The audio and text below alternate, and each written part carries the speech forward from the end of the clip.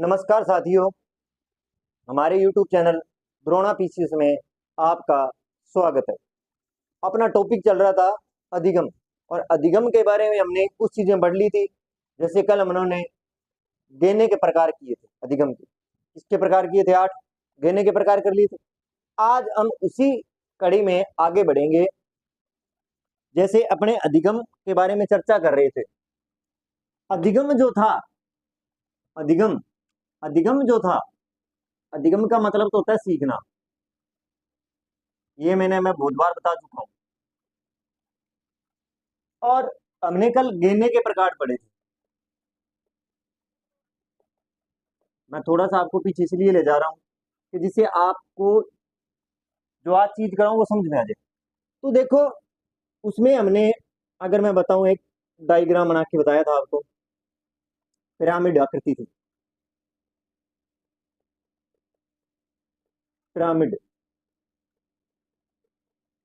Mid आकृति थी। इसकी एक पुस्तक भी थी, ठीक है, the condition of learning, the condition of learning. एक पुस्तक भी, दी कंडीशन ऑफ लर्निंग, एक पुस्तक भी थी इनकी, जिसमें इन्होंने 8 प्रकार बताए थे। मैं आपका रिवीजन इसलिए करवा रहा हूं कि जो आगे का प्रकार पढ़ाऊंगा वहां इस चीजों का महत्व रहेगा। जैसे पहले था संकेत, दूसरा था उद्दीपन, था या नहीं था, उद्दीपन था। तीसरा था गत्यात्मक, मान लो। और जैसे लास्ट में आ जाऊं मैं, नियम, निष्कर्ष निकालना, समस्या समाधान करना। अब क्या है, संकेत, उद्दीपन, गत्यात्मकता, शाब्दिकता। ठीक है, मैं आपको बस थोड़ा सा उस चीज पे, आज की जो मैटर है उस पे लेके आना चाहता हूँ। शाब्दिकता, विभेदीकरण था, नियम बनाना था, और समस्या समाधान करना था। समस्या समाधान करना, ये 8 प्रकार किसके पढ़े थे हमने, गेने के पढ़े थे। उसमें आपने एक चीज अगर नोट की हो तो बताओ। मैंने की थी, मैंने तो पढ़ाया, जब मैंने तो नोट किया। आपने भी एक चीज नोट की कि अधिगम सीखने के लिए क्या, अधिगम, देखो, बहुत सी चीजों की आवश्यकता होती है। अगर मैं बात करूं, जैसे संकेत के माध्यम से सीखा, उद्दीपन से सीखा, गत्यात्मक साध, ये 4 चीजें क्या है, इसी माध्यम से सीखी जा रही हैं। बात समझ में है। अब ये तो बता दिया भी, ये तो गेने ने बता दिया भी किस प्रकार बच्चा सीख सकता है, या किस प्रकार अपने बच्चे में रुझान पैदा कर सकते हैं, इनके बारे में चर्चा की थी। अब मैं बात करूंगा अधिगम के क्षेत्र। अधिगम का क्षेत्र का मतलब क्या होता है, पहले इस चीज को समझते हैं अपने। अधिगम के क्षेत्र, क्योंकि अधिगम का कोई ना कोई तो पिरामिड होगा जिससे अपने सीख सकते हैं, या ये चीजें होती हैं जिसके माध्यम से क्या है, बच्चा सीखता है। किन किन के माध्यम से सीखता है बच्चा, ये तो पता होना चाहिए। बच्चा सीखता है, मान ली बात, पर उसका माध्यम क्या रहता है, कोई ना कोई क्षेत्र तो माध्यम तो रहा होगा। अधिगम के क्षेत्र, मैं क्या लिख रहा हूं, अधिगम के क्षेत्र।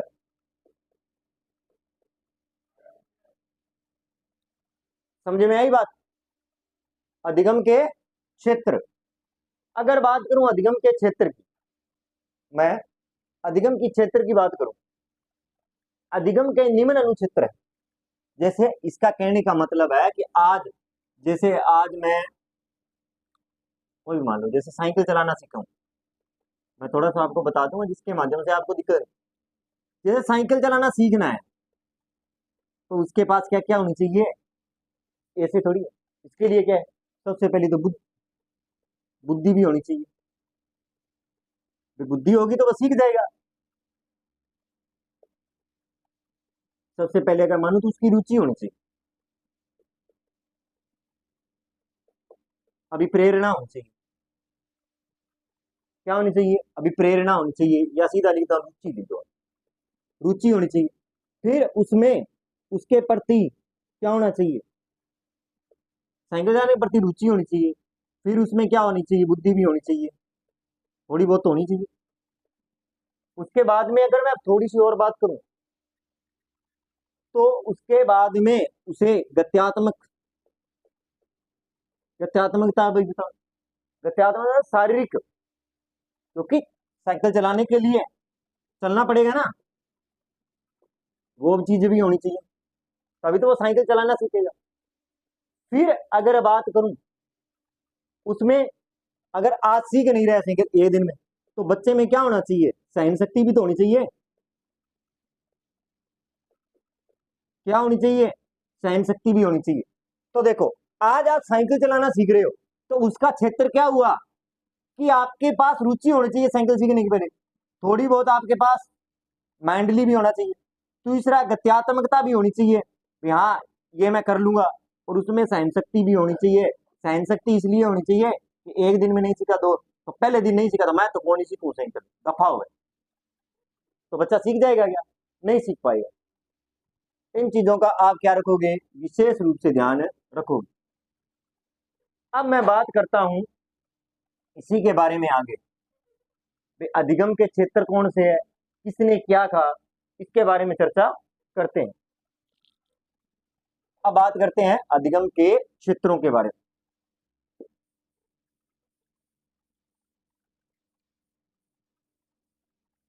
इसके बारे में किसने क्या कहा, क्या था, इसके बारे में। तो देखो, क्षेत्र का मतलब यही है कि आप किस प्रकार सीख सकते हैं, आपके पास सीखने के लिए क्या क्या चीजें होनी चाहिए। देखो, आप सीखोगे, आपको अगर मैं बात बताऊं, आप सीखोगे तो सीखने के लिए मानसिक और बौद्धिक रूप से संतुष्ट होना चाहिए या नहीं होना चाहिए, होना चाहिए। गत्यात्मक क्रियाएं होनी चाहिए या नहीं होना चाहिए, उनका भी विकास होना चाहिए या नहीं होना चाहिए, होना चाहिए। भावात्मकता भी होनी चाहिए, क्योंकि सहन शक्ति होनी चाहिए, ठीक है, और अनुभूति होनी चाहिए, प्रेम है, घृणा है। ये चीजें किस में आएंगी, ये अनुक्रिया में आएंगी, अधिगम सीखने में। ये चीजें बहुत जरूरी है, अधिगम क्षेत्र में सीखने के लिए ये चीजें बहुत ही जरूरी है। इसी प्रकार अगर मैं बात करूं, एक मनोवैज्ञानिक थे ब्लूम, कौन थे, ब्लूम।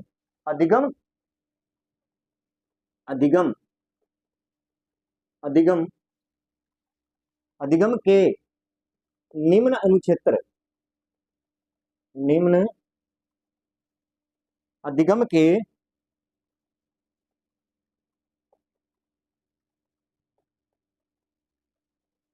निम्न अनुक्षेत्र,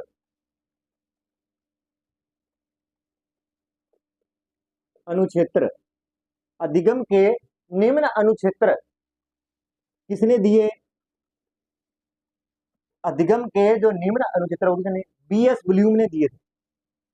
अपने किसके पढ़ेंगे, बी एस ब्लूम, इनके बारे में पढ़े। इन्होंने अधिगम क्षेत्र के बारे में क्या कहा है, क्या चीजें बताई हैं, इनके बारे में चर्चा करते हैं। अपने अधिगम अनुक्षेत्र किसके बारे में पढ़ेंगे, किसके अनुसार पढ़ेंगे, ब्लूम के अनुसार पढ़ेंगे। किनके अनुसार पढ़ेंगे, बी एस ब्लूम के अनुसार पढ़ेंगे। इन्होंने इसके प्रकार तीन बताए हैं। कितने प्रकार बताए, तीन प्रकार बताए कि बच्चे के सीखने के लिए ये चीजें अनिवार्य रूप से होना चाहिए। पहला है ज्ञानात्मक, ज्ञानात्मक अनुक्षेत्र, ज्ञानात्मक अनुक्षेत्र होना चाहिए।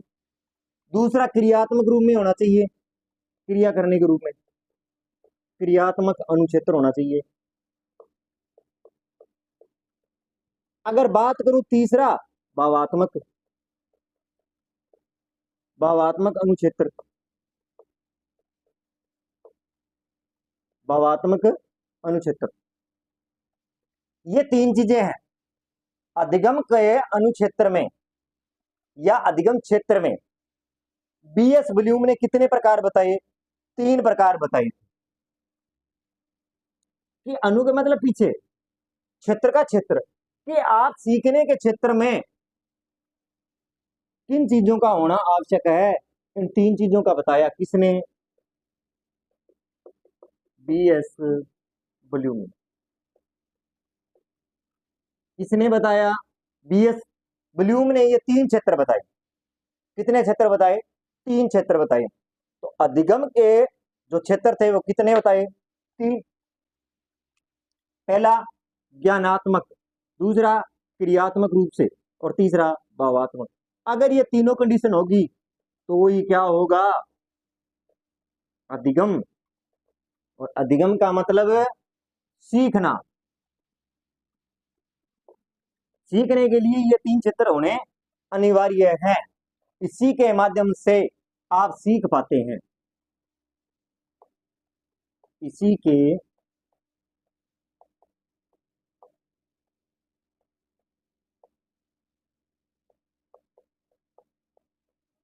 पाते हैं। आप इसी के माध्यम से क्या करोगे? सीख जाओगे। आहिस्ता आहिस्ता सीख जाओ। कितने प्रकार बताए? तीन। ज्ञानात्मक, क्रियात्मक और भावात्मक। दिए किसने? बीएस ब्लूम ने दिए।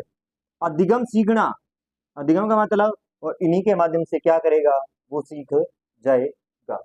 अब मैं बात करता हूं, पहले टॉपिक पर आते हैं। तो ब्लूम ने कितने बताए? तीन। कौन कौन से बताए? ज्ञानात्मक, क्रियात्मक और भावात्मक। ज्ञानात्मक में तो देखो आप, अगर मैं बताऊं यहाँ पे, पहला थोड़ा विस्तारित बता दो। बुद्धि को ले लो आप, स्मरण हो गया, इन चीजों को ले लो। ये चीजें किसमें आएंगी? सोचना विचारना है, सोच विचार है। इसके बारे में विस्तार से चर्चा करें। क्रियात्मक जैसे चलना दौड़ना, इनके बारे में ये चीजें। अगर मैं भावात्मक में तो प्रेम करना, ये किस में आ जाएगा? ये चीजें होनी अनिवार्य। इन चीजों के बारे में अपनी चर्चा करते हैं। तो ब्लूम ने कितने प्रकार बताए? तीन। ज्ञानात्मक, क्रियात्मक रूप से होना चाहिए और भावात्मकता भी होनी। इन तीनों क्षेत्रों के होने से ही क्या होगा? अधिगम सीखा जा सकता है। अब अपने एक एक के बारे में चर्चा करते हैं।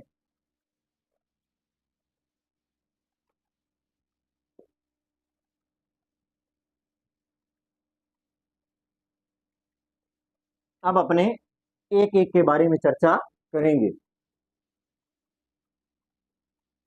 अब देखो, ब्लूम के अनुक्षेत्र, मैं क्या लिख रहा हूं? बीएस ब्लूम के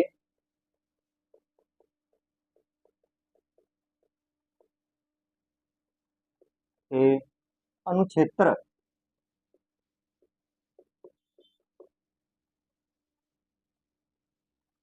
तो तीन मैंने बता दिए, तो अपने पहले पहले की चर्चा करते हैं, ज्ञानात्मक अनुक्षेत्र।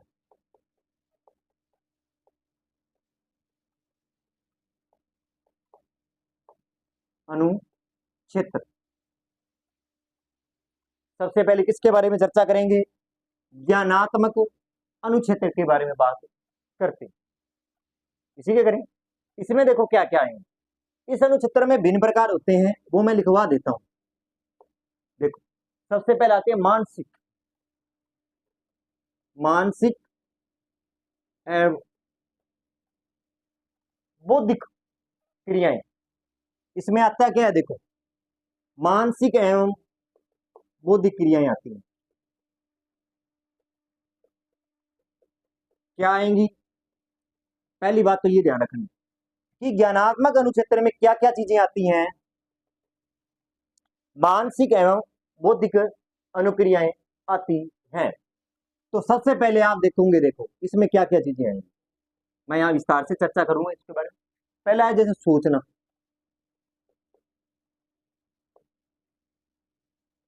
पहले चर्चा किसकी करेंगे? सोचना। देखो, आप अधिगम कर रहे हो, आप क्या कर रहे हो? अधिगम कर रहे हो। आप क्या कर रहे हो? सोचना विचारना लिख देता हूं।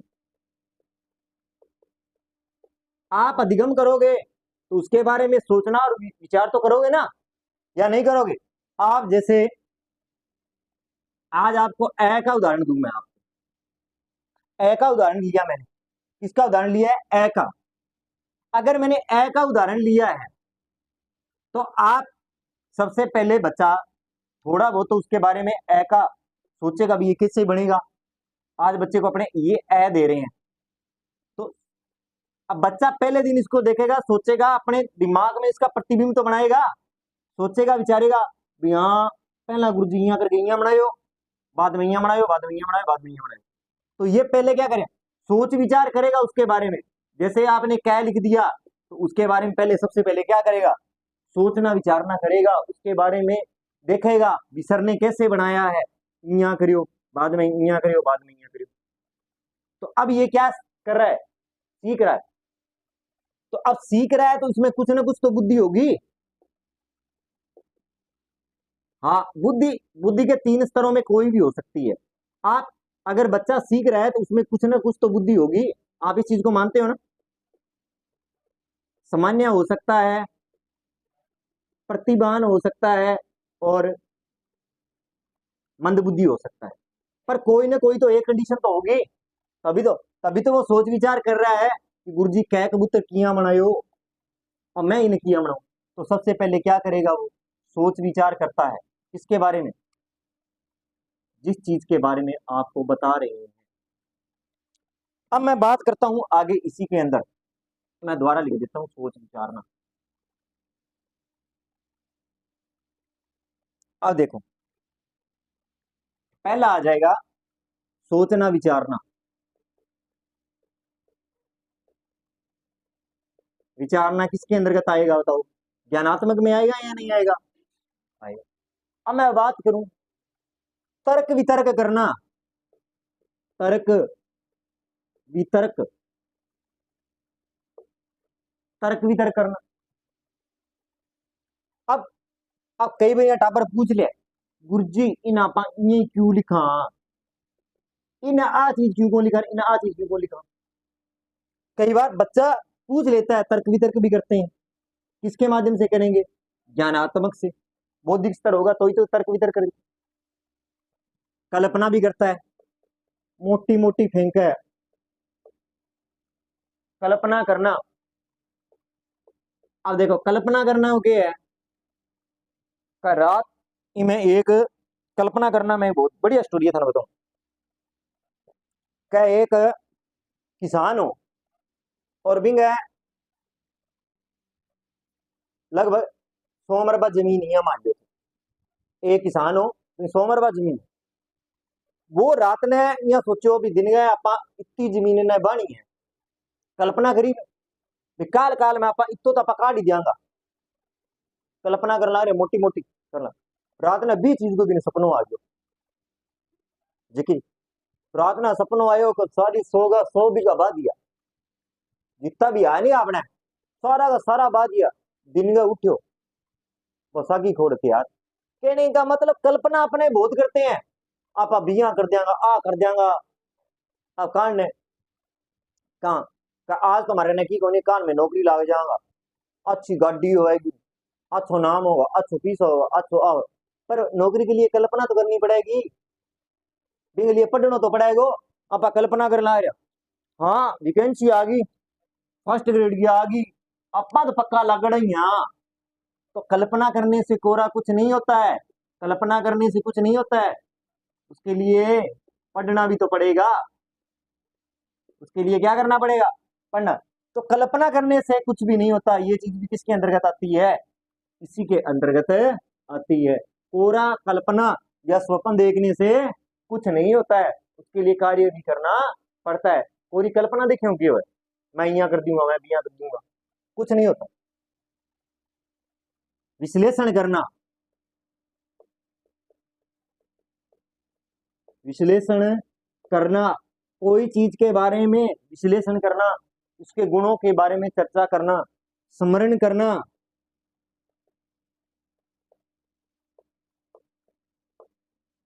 क्या करना, स्मरण करना, कोई चीज के बारे में स्मरण करना, मौन, उसके बारे में बताया है। उसके बारे में अगर आगे बात करूं, आगे अगर इसी बारे में चर्चा करूं तो आगे आएगा सामान्यीकरण, कि दो वस्तुओं के बीच में समानता पैदा करना। आगे अगर मैं बात करूं नियमिनीकरण करना,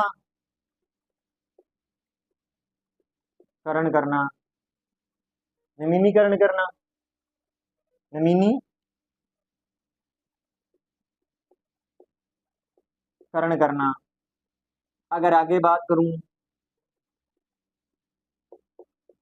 आगे अगर इसके बारे में और बात, निष्कर्ष निकालना, चीजें वही आ रही हैं जो अपने पीछे पड़ गए हैं, निष्कर्ष निकालना आदि। ये जो 8 स्तर इसके है, देखो देखो, सोच विचार करना, तर्क वितर्क करना, कल्पनाएं करना, किस चीज का गुणों का पता लगाना, किस चीज के बारे में स्मरण करना, सामान्यीकरण करना, नियमिनीकरण करना और निष्कर्ष निकालना।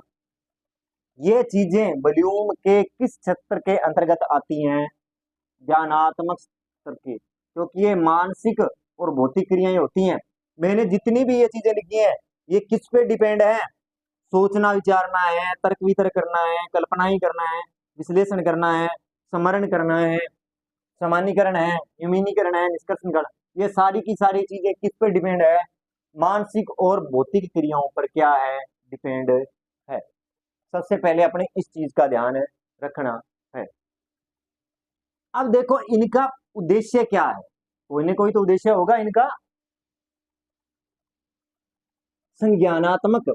अब इसका उद्देश्य की अगर मैं बात करूं, इसके बारे में, उद्देश्य के बारे में, तो इसका संज्ञानात्मक, इसके बारे में संज्ञानात्मक,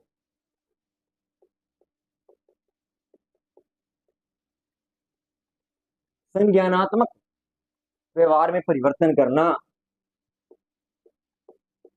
व्यवहार में परिवर्तन, परिवर्तन करना। ठीक है,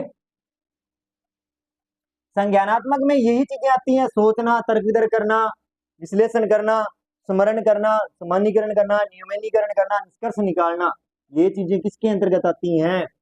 संज्ञानात्मक व्यवहार के अंतर्गत आती हैं। और इसी क्षेत्र से, सीखने से क्या आ जाता है? इसमें परिवर्तन आ जाता है। क्या आ जाता है? परिवर्तन आ जाता है। इस प्रकार व्यवहार में क्या हो जाता है? इनके माध्यम से परिवर्तन हो जाता है। कैसे व्यवहार में परिवर्तन होता है? देखो, जैसे आप इन चीजों के बारे में, जैसे जैसे किसी के बारे में सोच विचारना, तर्क वितर्क करना, चीजों में कल्पनाएं करना, विश्लेषण करना, स्मरण करना, सामान्यीकरण करना, नियमिनीकरण करना, निष्कर्ष करना, इन चीजों से आप क्या करते जाओगे? सीखते जाओगे। और सीखते जाओगे तो व्यवहार में क्या होता जाएगा? अपने आप परिवर्तन होता जाएगा। तो देखो, सबसे पहले पहला जो था, उसके अंदर सबसे पहले था ज्ञानात्मक। ज्ञानात्मक अनुक्षेत्र के अंदर आपको इन चीजों का विशेष रूप से ध्यान रखना है। सोचना विचारना, ये क्योंकि ये क्या है? मानसिक क्रिया है। तर्क वितर्क करना भी कैसी क्रिया है? मानसिक क्रिया है। कल्पनाएं करना, ये भी मानसिक क्रिया है। विश्लेषण करना, स्मरण करना, सामान्यीकरण करना, नियमिनीकरण करना या निष्कर्ष करना, ये कैसी क्रियाएं हैं? ये आपकी मानसिक और बौद्धिक क्रियाएं हैं। इसलिए क्या है? ये ज्ञानात्मक अनुक्षेत्र है। और ज्ञानात्मक अनुक्षेत्र इसलिए है क्योंकि इसमें क्या होता है? अगर आपने सीख लिया, इनके बारे में स्मरण कर लिया, तो आप व्यवहार में क्या कर दोगे? परिवर्तन कर दोगे। तो इन चीज का आप विशेष रूप से क्या रखोगे? ध्यान रखोगे।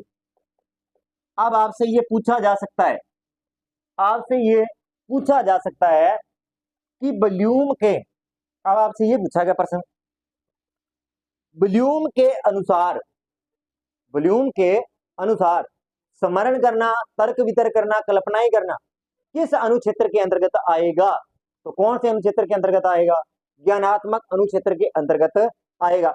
आपसे यह पूछा जा सकता है, वॉल्यूम के ज्ञानात्मक अनुक्षेत्र के अंतर्गत आती है तो सोच विचार करना है, तर्क वितर्क करना है, कल्पनाएं करना है, विश्लेषण करना है, स्मरण करना है, सामान्यीकरण करना है, नियमिनीकरण करना है, निष्कर्ष निकालना है। ये चीजें किसके अंतर्गत आती हैं? ज्ञानात्मक अनुक्षेत्र के अंतर्गत आएंगी। इन चीजों का आप विशेष रूप से ध्यान रखोगे।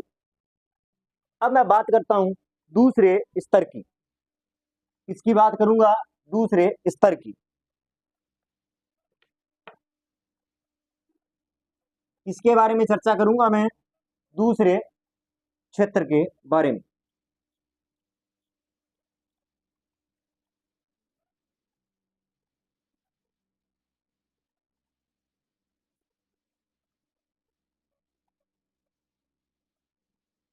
अब मैं अगर बात करूं दूसरे क्षेत्र की, दूसरा क्षेत्र कौन सा है बताओ? क्रियात्मक। तीन क्षेत्र लिखाए थे, अब अपने दूसरे की बात करते हैं, क्रियात्मक अनुक्षेत्र। इसके बारे में बात करूंगा, क्रियात्मक अनुक्षेत्र।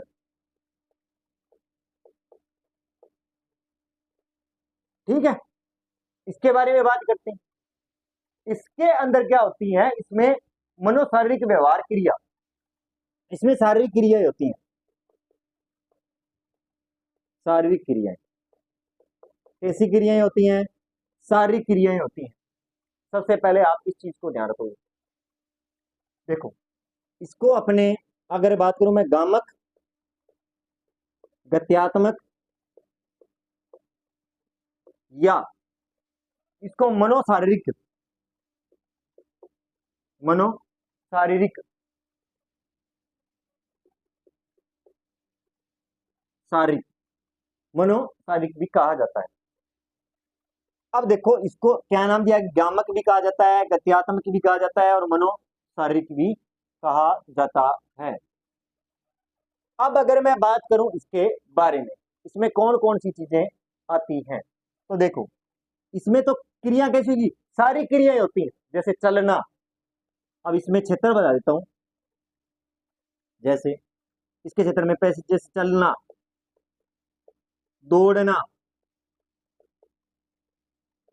चलना क्योंकि सारी क्रियाएं होंगी इसमें, चलना है, दौड़ना है, उतरना है। उसी प्रकार जैसे अगर आप मानो नृत्य करना है, करना है, ये चीजें हैं। कूदना है, क्या करना है? कूदना है। संगीत है या नहीं? खाना बनाना है, खाना बनाना है। ये चीजें किसके अंतर्गत आएंगी बताओ आप? इसी के अंतर्गत आएंगी। तोड़ना, मोड़ना, अगर आप और लिखना चाहो तो तोड़ना, मोड़ना, ये चीजें किसके अंतर्गत आएंगी बताओ? क्रियात्मक अनुक्षेत्र, जिसे शारीरिक अनुक्रियाएं होती हैं। जैसे देखना है, सुनना है, ये क्रियाएं किस क्षेत्र के अंतर्गत आएगी? बुलियों के शारीरिक अनुक्रियाओं के, सारी क्रियाएं होती हैं गामक, गत्यात्मक या मनोशारीरिक। ये कौन सी क्रिया के अंतर्गत आएंगी? क्रियात्मक अनुक्षेत्र के अंतर्गत आती हैं। तो देखो क्रियात्मक अनुक्षेत्र में क्या है? ये शारीरिक क्रियाएं होती है, जैसे गामक, गत्यात्मक या मनोशारीरिक। चलना है, दौड़ना है, उतरना है, नृत्य करना है, कूदना है, संगीत है, खाना बनाना है, तोड़ना है, देखना है, सुनना है। ये कैसी क्रिया है? ये शारीरिक क्रिया है। कैसी क्रिया है? शारीरिक क्रिया है। और इससे क्या आता है? इसका अगर उद्देश्य की बात करूं मैं, इसकी बात करूं, उद्देश्य की अगर मैं बात करूं, इसके अगर उद्देश्य की अगर मैं बात करूं, तो बालक का समुचित विकास करना होता है। बालक का, बालक का क्या करना? समुचित विकास करना।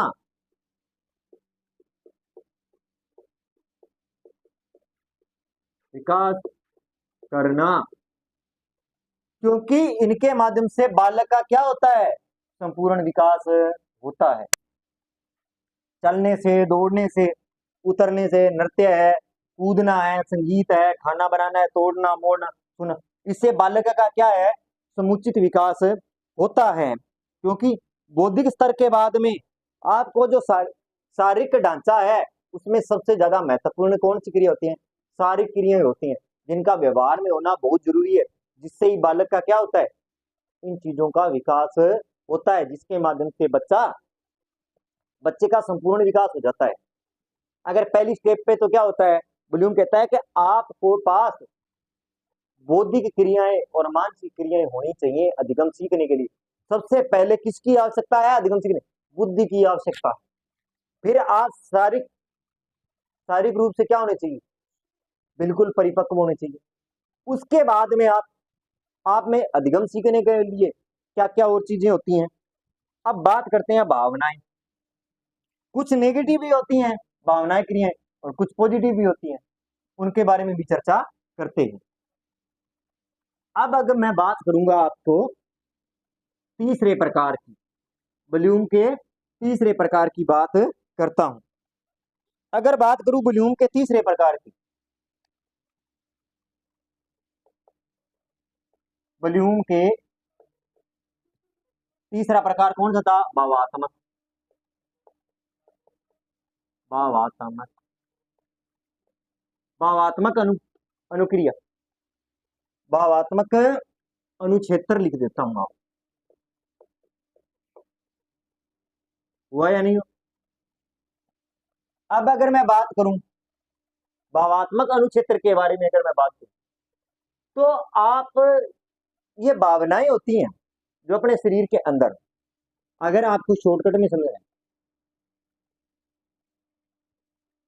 ये क्या होते हैं, संवेग होते हैं। भावात्मकता को आप किससे समझोगे, संवेग होते हैं। क्या होते हैं, संवेग होते हैं। और इसमें क्या है, हृदय द्वारा अनुभूति किए जाने वाले एक तो संवेग होते हैं, और संवेग भी क्या होते हैं, इसमें हृदय की अनुभूति होती है। ये क्या होती है, अनुभूति, हृदय की क्या होती है, अनुभूति होती है। देखो कोई भी संवेग है, आपको थोड़ा बताता हूं, कोई भी संवेग है उसे क्या करना पड़ता है, उजागर करना पड़ता है। कोई भी संवेग है उसको क्या करना पड़ता है, उजागर। और वो उजागर होगा क्या, स्थिति के अनुसार उजागर होता है। कोई ना कोई स्थिति जैसे बनी, जैसे स्थिति क्रोध की बन गई तो क्रोध आ जाएगा, दुख की स्थिति है तो दुख आ जाएगा, क्योंकि हृदय में वही अनुभूति होगी जैसा सामने देखोगे। जिस प्रकार मिट्टी है, मिट्टी है, मिट्टी के अंदर खुशबू होती है, मिट्टी के अंदर क्या होती है, खुशबू होती है।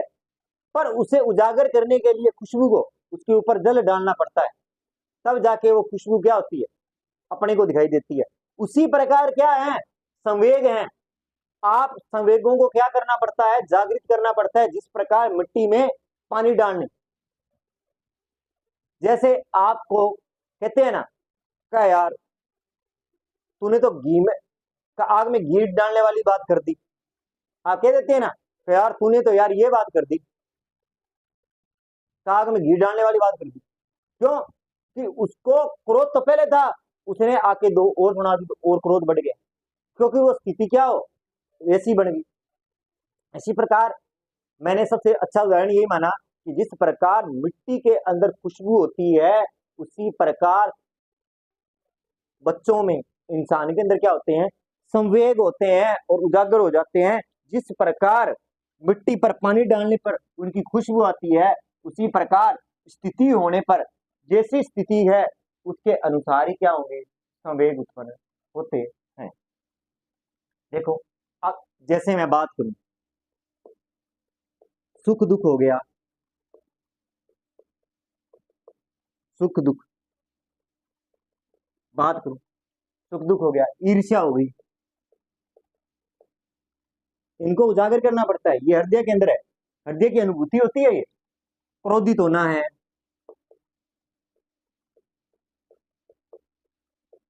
क्रोधित होना है। उसके बाद में अगर मैं बात करूं, क्रोधित होना हो गया, डरना हो गया, उदासी हो गई।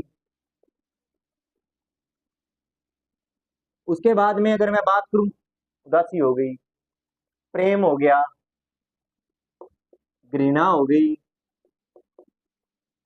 ठीक है, घृणा हो गई। ये चीजें क्या है, प्रेम है, घृणा है, तिरस्कार है,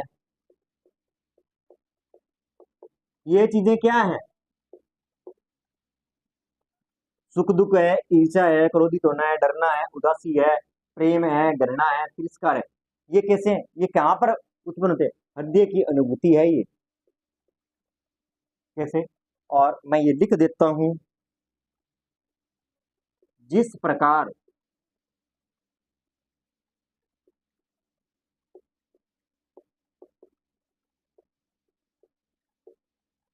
मिट्टी में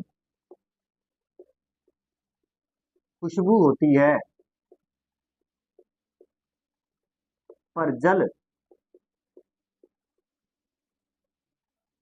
जल के आगमन से उस खुशबू का पता लगता है, पता लगता है। ये उदाहरण बहुत अच्छा उदाहरण है इसका, कि जिस प्रकार मिट्टी में खुशबू होती है पर जल के आगमन से खुशबू का पता लगता है, उसी प्रकार स्थिति के अनुसार संवेगों का पता लगता है। क्या लगता है? संवेगों का पता चलता है। जैसी स्थिति होगी वैसा ही क्या होगा? संवेग होगा। ये आपको ध्यान रखने हैं। ये 3 प्रकार किसने बताए थे बताओ? बीएस वॉल्यूम ने बताए थे। कितने प्रकार? क्षेत्र में 3 प्रकार उन्होंने बताए थे। कौन कौन से? ज्ञानात्मक, क्रियात्मक और भावात्मक। अगर मैं ज्ञानात्मक की बात करूं, सोच विचार है, तर्क वितर्क करना है, कल्पना करना है, विश्लेषण करना है, स्मरण करना है, ये चीजें किसके अंतर्गत आई? ज्ञानात्मक। क्रियात्मक ये शारीरिक अनुक्रिया होती हैं, जैसे दौड़ना है, चढ़ना है, उतरना है, नृत्य करना है, कूदना है, खाना पीना, सोना, स्पर्श करना, सुनना, ये चीजें क्या है? सारी क्रिया। भावात्मकता के अंदर हृदय से अनुभूति होती है, जैसे सुख है, ईर्ष्या है, क्रोधित होना है, प्रेम है, घृणा है, तिरस्कार है, ये चीजें। कि जिस प्रकार मैंने उदाहरण भी लिख दिया है, जिस प्रकार मिट्टी में खुशबू होती है पर जल के आगमन से पता लगता है, उसी प्रकार संवेग हृदय के अंदर ही है, और उसका जो आगमन है, जो उसका आगमन है, वो संवेग की स्थिति के अनुसार ही अपना क्या होता है? उजागर होता है। इन चीजों का ध्यान रखना। तो ये किसके थे? ये ब्लूम के सिद्धांत थे। क्या थे? ब्लूम के सिद्धांत थे। कितने सिद्धांत थे? 3। ज्ञानात्मक, क्रियात्मक और भावात्मक। तो आज के लिए इतना ही। अगर मेरी क्लास आपको अच्छी लगी हो, चैनल को लाइक करें, कमेंट करें, चैनल को सब्सक्राइब करें। धन्यवाद।